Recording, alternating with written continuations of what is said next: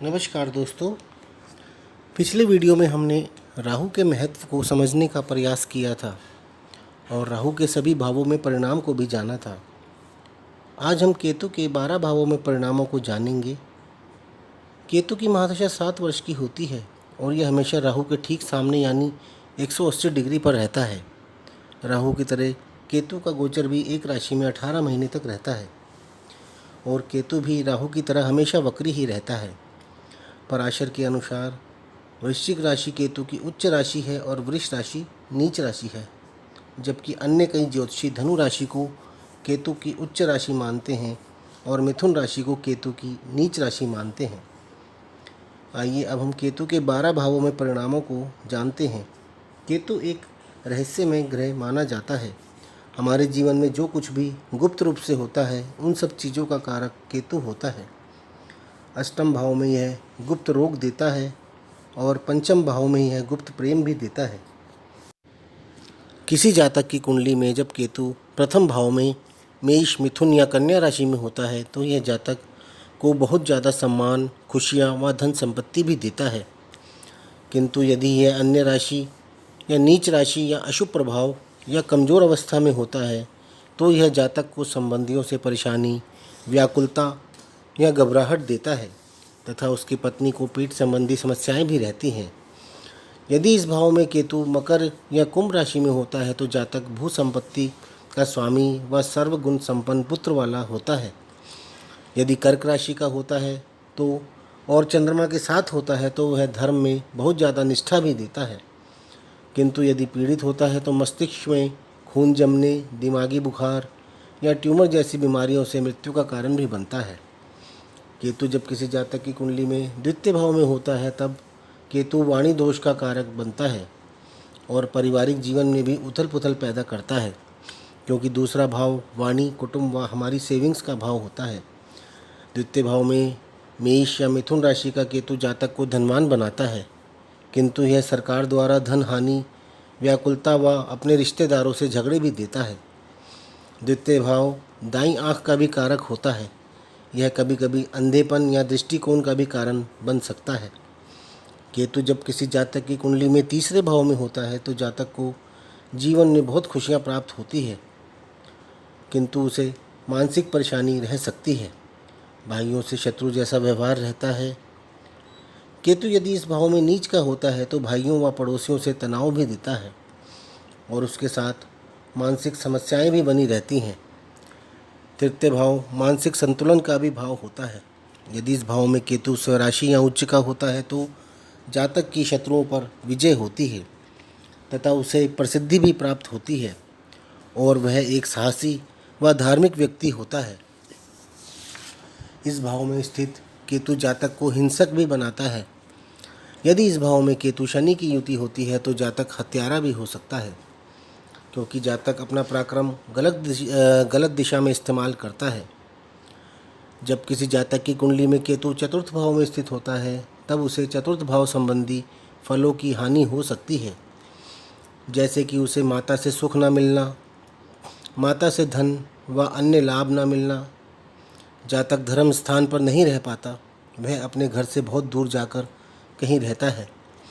पिता से भी उसे पूर्णतः सुख प्राप्त नहीं होता। पैतृक धन संपत्ति का भी लाभ नहीं मिलता। किंतु यदि इस भाव में केतु अपनी स्वराशि का यानी कि मीन राशि में हो या अपनी उच्च राशि यानी कि धनु राशि में हो तो यह बहुत ही अच्छे परिणाम जातक को प्रदान करता है और वृश्चिक या सिंह राशि में होने पर भी इसके परिणाम अनुकूल ही होते हैं। जैसे माता पिता का सुख प्राप्त होता है, पैतृक धन संपत्ति भी प्राप्त होती है, वाहन व अन्य सुख साधनों की भी जातक को सुखद प्राप्ति होती है। जब किसी जातक की कुंडली में केतु पंचम भाव में होता है और वह अपनी नीच राशि या पीड़ित अवस्था में होता है तो जातक प्यार में धोखे खाता है। शिक्षा के मामले में भी ऐसा जातक कमज़ोर रह जाता है। संतान से भी ऐसे जातक का तनाव चलता रहता है। ऐसे जातक को पुत्र की अपेक्षा कन्या संतान अधिक होती है। उसे पेट संबंधी समस्याएं भी रह सकती हैं। ऐसा जातक निर्बल व कायर व धूर्त भी हो सकता है। और जब यह केतु अपनी स्वराशि, उच्च राशि या मूल त्रिकोण राशि में होता है तो यह जातक को बहुत ऊंचाइयां भी देता है। त्रिकोण स्थान होने के कारण राजयोग के समान फल भी देता है। जातक अच्छी शिक्षा व अच्छी संतान प्राप्त करता है, प्यार में सफलता पाता है, कलात्मक कार्यों में भी अच्छा मुकाम हासिल करता है। जब किसी जातक की कुंडली में केतु छठे भाव में होता है तो जातक बोलने में होशियार, वाद विवाद करने में माहिर होता है। वह चिंता व रोगों से मुक्त होता है। वह अपने सगे संबंधियों का प्यारा व धन संपत्ति युक्त होता है, क्योंकि छठा भाव पाप ग्रहों के लिए बहुत अच्छा माना जाता है। और यदि केतु पीड़ित अवस्था में है तो वह शारीरिक पीड़ा व मानसिक पीड़ा व कार्य क्षेत्र में परेशानियां भी दे सकता है। जब किसी जातक की कुंडली में केतु सप्तम भाव में होता है और वह अपनी नीच राशि या कमज़ोर अवस्था में होता है, तब जातक की धन संपत्ति की हानि होती है। शत्रुओं व चोरों से कार्य क्षेत्र में बहुत नुकसान होता है। जातक अपनी स्त्री से भी धोखा करता है, पर स्त्री गमन करता है। बेवजह की यात्राएं भी करनी पड़ती हैं। और यहाँ पर स्थित केतु अच्छी स्थिति में होता है तो उसे यात्राओं से लाभ भी होता है। पत्नी से भी सुख मिलता है। कार्य क्षेत्र में भी लाभ की स्थिति बनी रहती है। साझेदारी के काम में भी अधिक मुनाफा प्राप्त करता है।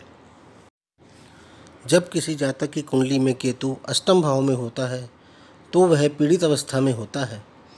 तब जातक को कोई लंबी बीमारी परेशान कर सकती है। उसे कोई गुप्त रोग भी हो सकता है। धन संपत्ति का नुकसान होता है। किंतु यदि यहाँ पर स्थित केतु अच्छी अवस्था में है तो वह जातक को धन संपत्ति का लाभ भी देता है।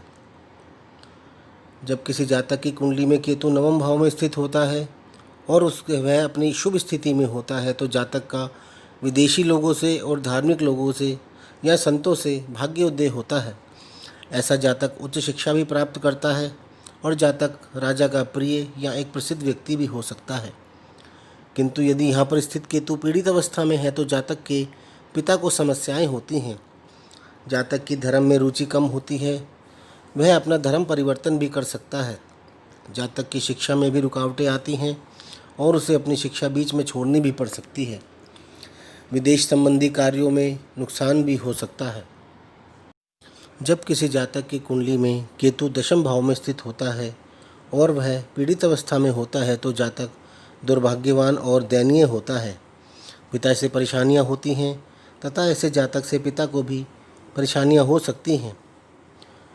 किंतु यदि यह केतु दशम भाव में वृश्चिक, वृषभ, कन्या या मेष राशि में होता है तो ऐसा जातक अपने शत्रुओं का नाश करने वाला होता है। वह बुद्धिमान, विद्वान व अपने में ही प्रसन्न रहने वाला होता है।